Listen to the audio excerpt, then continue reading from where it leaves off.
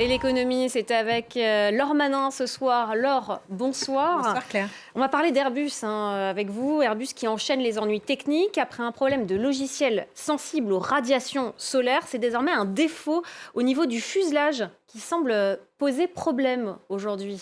Oui, Jacques Chirac avait coutume de dire les ennuis volants d'escadrille et effectivement, ça semble être le cas pour l'A320 d'Airbus. Après le logiciel qui réagissait aux radiations solaires vendredi dernier, problème rapidement mis à jour à distance pour la plupart des 6000 appareils concernés, et bien ce lundi, l'avionneur européen annonce effectivement un défaut de qualité et non de sécurité qui affecte certains panneaux de métal du fuselage de ces avions. Je vous propose d'écouter les précisions de nos confrères et consorts de France 2. Airbus tutoyait les nuages, mais en 3 jours, la compagnie a subi 2 énormes trous d'air. Après un défaut du logiciel de commande, nouveau problème sur ses appareils. Cette fois, la qualité du fuselage de son avion le plus vendu, l'A320. La partie en question se trouve à l'avant de l'appareil, entre le cockpit et les portes d'embarquement. Quelques dizaines d'avions sont concernés, en construction, mais aussi déjà livrés, donc en vol.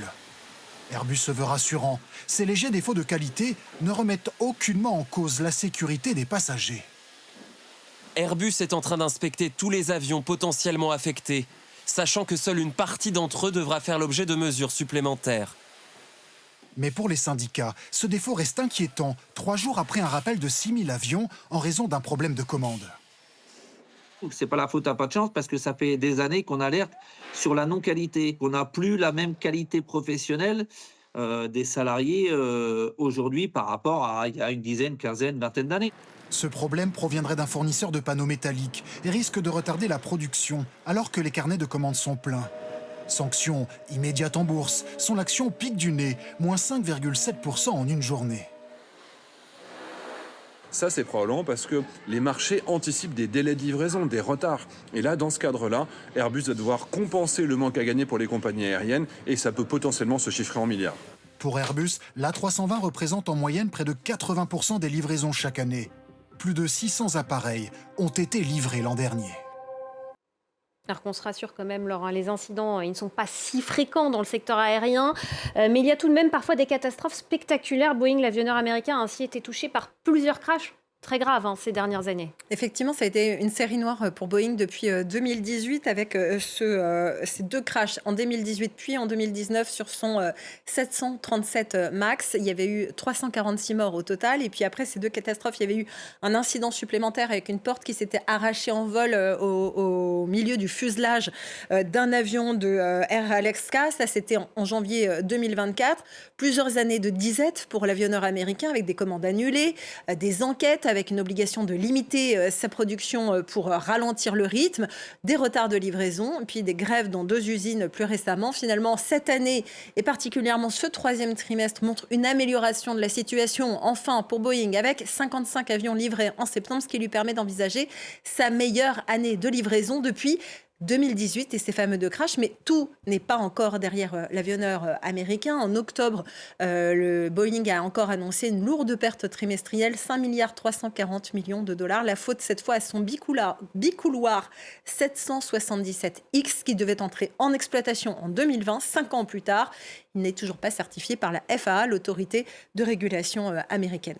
Airbus et Boeing, qui sont les 2 plus grands avionneurs au monde. Ils se partagent à eux deux 90% du marché. Est-ce que cette concurrence entre Européens et Américains est toujours valable aujourd'hui? Est-ce qu'il y a de nouveaux concurrents? À qui bénéficient leurs ennuis aujourd'hui? C'est vrai que le malheur des uns fait le bonheur des autres et effectivement, Boeing, l'américain et Airbus, l'européen, essaient depuis des années de savoir qui sera numéro 1 mondial. Bon, il se trouve que les problèmes de Boeing satisfont plutôt Airbus. Boeing loin derrière avec tous ses ennuis, concurrence qui justement est un peu à l'origine de ces ennuis avec un changement de culture à la direction de l'entreprise qui a été donné plutôt à des gestionnaires qu'à des personnes issues des métiers techniques et technologiques et des avancées de l'innovation.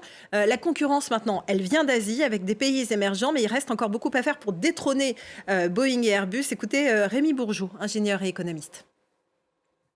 La chance des entreprises du secteur aéronautique, c'est que les pays émergents ont une barrière extrêmement élevée à passer pour être crédibles sur le marché Et un pays comme la Chine n'a pas forcément pris la meilleure voie, comme il y a une bonne quinzaine d'années.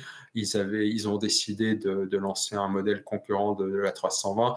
Ils ont plutôt choisi la voie de la copie plutôt que de vraiment concevoir un nouvel avion. Et aujourd'hui, ils ne sont pas complètement dans la course. Ils le seront à un moment ou l'autre, mais du fait des rivalités géopolitiques entre l'Occident et la Chine, et des blocages auxquels ils ont dû faire face pour avoir une motorisation décente, ils vont probablement s'y atteler, développer leur propre moteur, ce qui est le nerf de la guerre en fait aujourd'hui.